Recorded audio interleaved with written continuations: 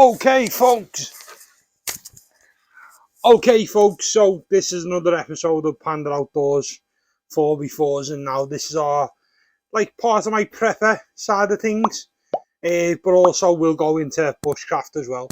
Okay, so I haven't really touched on yet, but I am going to on bug out bags, bug out scenarios, stuff like that. What I think, why I might need one, but they will be coming on a later video. One piece of kit that I'm going to go through now is my fire lighting kit. Okay, so the things that I have with me, whether it be in my bushcraft bag or my camping kit when I'm overlanding, or in my bug out bag, because the way I look at it, pretty much my bushcraft bag and my bug out bag are very similar. My bushcraft bag I could easily last 72 hours with. So again, I'm going to break down each piece of kit in my bug out bag and do demonstrations on them. But the breakdown of this, I'm just going to talk through what is in my fire lighting kit in this video. Okay, so what I'm going to do is I'm just going to show you the fire lighting kit, how I've got it set up now. I do want to change it slightly, but I'm just waiting on the product to get to me. But for now, this is how I've got it. Okay, so what I'll do is in this video, I'm going to tell you what's in it, show you it, and then I'm going to do a video on each piece of kit, showing you how to light a fire with the pieces of kit I've got. The more explanatory ones, like a lighter, don't really need a demonstration on that, but the other ones I will do demonstrations. Okay, so the first part of the kit of my fire lighting kit is my knife. Okay, so again, there is a video coming out of this, or it quite possibly out, of me customizing the sheath of this survival lily knife to take a 40mm grenade pouch. Okay, so in that grenade pouch, I'm just going to open it now, is part of my fire lighting kit. So first things first, I'm going to pull out my Ferrocyrium Rod. Okay, as you can see, it's really thick. It's a nice thick one. I got this off Dustin from Bushcraft Tools to replace my old one. So again, that's just in. I cut a little hole in it so I could slide it in, and it fits perfect. So again, Ferrocyrium Rod. Then I'm going to remove the knife from the sheath. Again, as a striker, the knife has a 90-degree spine on it. Okay, so again, that'll get a spark. Literally dig it in and give it a spark. Obviously, I'm not going to do it because I'm inside the caravan.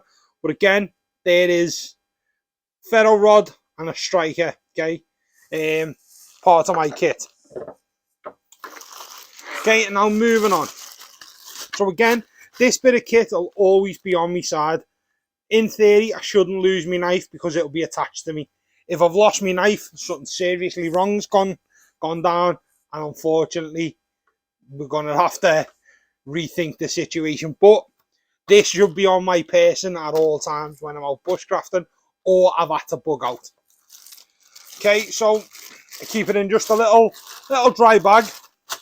Okay, first things first, I have a little tin just there, and it has some fire lighting material in. Okay, that's some very thin cotton, I think it is. It goes up really well. And then just underneath it, if you can see there, it's just shavings of fat wood. Okay, so we keep that in that little tin. Again, good thing about the tin is I could make some small pieces of charcloth if I needed to in the tin, or I could keep other stuff. Once I've used that, I could keep animal fat, something like that in there. So again, good little bit of kit. Okay, just the generic lighter. Okay, dead simple, nice little lighter. I also keep some military windproof matches with the striker unopened in there, and I keep give it a little shake. Okay, so we also have some jute twine. Okay, you can rough that up, get a spark off that. And then I do have just a normal, get them in everything, little survival wire saw. Okay, so nice little bit of kit, but takes up no room. I just thought to keep it in there. Okay, and then moving on, I just keep two of their little wax wood bundles. You just give them a fluff up, and they will take a spark off a ferro rod very well. Okay, so that is that is the basics in my knife, okay, what I keep in the side compartment of my knife. Again, you could pretty much start a fire with that, no problem. But again, that's just for emergencies. So then moving on, I just keep at the moment, my fire lighting kit is just literally in a waterproof like lunchbox. Okay, it has got, if you can see all the way around, it has got a rubber seal all the way around. So this is waterproof. Again, wouldn't want to test it by throwing it into a pond, but it's meant to be airtight and waterproof, which is really good. So I'm just going to pop this open and show you inside. Okay, so I'm going to flip the lid open. And first thing we come to is a Bushcraft Tools fire piston. Okay, so these fire pistons have been used for hundreds of years. And the original ones were made out of bamboo with some natural cordage and animal fat to create a seal. Okay, now these new ones are made out of aluminium. Again, I will do a review on this and show you how to light a fire with it. Okay, so this is, you got a rubber seal around it, and then if you just unscrew the top, there is some charred material just in the top there. Don't know whether you can see on the camera, I'm a bit far away, but you get some charred material in that end. Just going to give that a close up so it doesn't go everywhere. And then in the opposite end, there's some Vaseline. Okay, so what you do, you put the Vaseline around the rubber seal to create a nice airtight seal. Then you put a bit of char material on there, smack it down, and it works like a diesel engine. The compression heats up and ignites your charred cloth. So, but again, I'm just explaining what it is. I will do a full demonstration of this bit of kit because it is a good bit of kit. And then also we do have for emergencies a small Ferrocyrium rod just in the end. Okay, so I've got two means of starting fire just there in an emergency. I know I can always get a fire lit with a ferro rod. Okay, and it comes in a nice little camouflage case, which we all like. Okay, so moving on, I've just got a little mini Ferrocyrium rod. I got it with one of my bugout mystery boxes, so I thought, why not just put it in there? Got no other use for it anywhere else. So again, just a little miniature Ferrocyrium rod in there. Okay, so fire lighting materials again. We've just got some cotton wool. Okay, always handy to keep in your kit is a bit of cotton wool. You should have it in your first aid kit anyway, but I just keep a little bit just in there. Okay, and then again, we have some more of these wax, little wax fire starters. Okay, they're used for barbecues and stuff like that, but they're really good. Then moving on, if anybody knows what this is, okay, this is dryer lint. Okay, this is what gathers inside your tumble dryers and why you have to clean them out. This is very flammable, so you should always clean your dryer out, because this could, in theory, set your tumble dryer on fire, cause a fire in the house. But when you clean it out, don't just throw it away. Bag it up and use this for lighting fires, okay? Put it in your bird's nest and stuff like that, and it will go off. So we'll just keep a nice little bit there in that. That's going to last me a good while with everything else. Okay. Some Vaseline, so I can basically make some little balls up with the cotton wool, soak them in Vaseline, and the cotton wool will burn a lot longer with the Vaseline, which is a good little bit of kit to keep in. Okay, so again, moving on, it's got another lighter. Okay, 2 is 1, 1 is none and all that. Just a little bit clogged up, I think, but it does work. Okay, so we've got a lighter. And there, again, moving on, if anybody knows silver birch bark, it's like paper. That goes up really well. So I've got just some nice bits of silver birch bark in there that I got off a dead tree. Scrumple it up and that will take a flame, even if you put a lighter to it. But if you scrumple it up, fluff it all up, get your Ferrocyrium rod, Bob's your uncle, you've got yourself a fire. Okay, so moving on. Again, we've got just 2 fire lighters. Okay, these are military fire lighters. I think they're for the hexi burners. The round ones, I've not seen these before till I got a hexi burner a few months back, and they come with these round ones. So just 2 of them in for emergencies, and then again another set of windproof matches. Okay, and then moving on, this is a cool bit of kit that I picked up a while ago, and it has a lot of fire starting equipment in it as well. On its own, you pretty much you'd only need this really. The tin is used, I'd peel the sticker off eventually when I've got rid of my old Charcloth tin, and you could use this as a Charcloth tin. Okay, again, just unscrews off. Okay, and then the first thing that we've got in it is a nice bit of flint. Okay, so this is a nice chunky bit of flint. This will last me years. The reason why I want this in a bug out bag is I can forage flint. Yeah, that Ferrocyrium rod's massive, as you can see, but eventually it will run out. And if there is a bug out situation where you indefinitely have to live in the wilderness and survive, then eventually your Ferrocyrium rod will run out, your lighters will run out. That necessarily probably won't run out, but it'll get a little bit more trickier trying to find some rubber seals or making a seal out of cordage.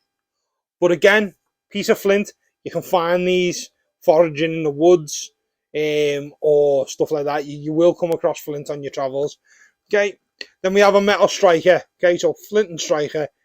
Okay, that will last you forever. Okay, yeah, and also if you haven't got your metal striker, knife's in your sheath, you could use the pommel on the end of a knife to do it as well. So again, bit of flint and steel. That will last you forever. Okay, moving on, we've got loads of Charcloth in there. So some nice Charcloth. Again, got a couple of bits of fat wood just in there. So some nice little resinous fat wood in there, which is nice. Again, shave that up, goes up. And then moving on, we've just got some jute twine that you can fluff up, and away you go. Also, what I've left in here are the instructions of what's in it. Okay, it is a little just the instructions, but it's paper, so I thought no point letting it go to waste. If I'm ever struggling lighting a fire, we've got paper in the bottom to get the fire going. And then last of all, I just have a load of dried grass and plants and stuff like that, and straw that I got from the farm. Just keep that in the bag. Okay, so together that literally compresses down to next to nothing and fits in my pouch. But as I say, I'm going to get a better bag for all this stuff to live in. Again, the dry straw in that is for making your bird's nest. So again, you get your flint and steel, bit of Charcloth, strike it. Your Charcloth will be ignited, put in your bird's nest, and obviously blow on it till you get a flame. And there's, in theory, a fire on its own. Okay, so that's just my fire lighting kit, what I've gone over. Again, things will run out. You'll run out of this stuff eventually. But while you've got it with you initially, split that down. That's a couple of fires to get you going. Again, I've got, say, 2 fires in that bird's nest. I've got 5 of them wax wools. There's another 5 fires.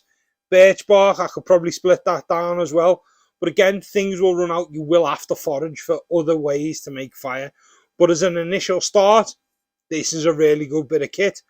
Again, I'm pretty new to prepping. All I'm going off is what I'd take for bushcraft. And if I got stranded or whatever, I know I could make fires for at least a week, possibly 2 weeks if I had to. Okay, so again, I hope you like this video on my bushcraft / bug out bag fire kit. I will do demonstrations of me lighting fires with the equipment that I've got. There is already a video up on my channel. I'll leave the link in the description of me lighting a fire with a ferro rod. Okay, it's basics, very simple. Okay, but there is also a video already up. What I will do is the next video I'm going to do is probably the fire piston. So we'll bring out in a couple of weeks me lighting a fire with a fire piston. Then I'll move on to lighting a fire with my flint and steel. Again, I have done it once or twice. We got a fire going, friction by fire. I'm no expert in that. If I'd done a video on that, it'd probably take me a week.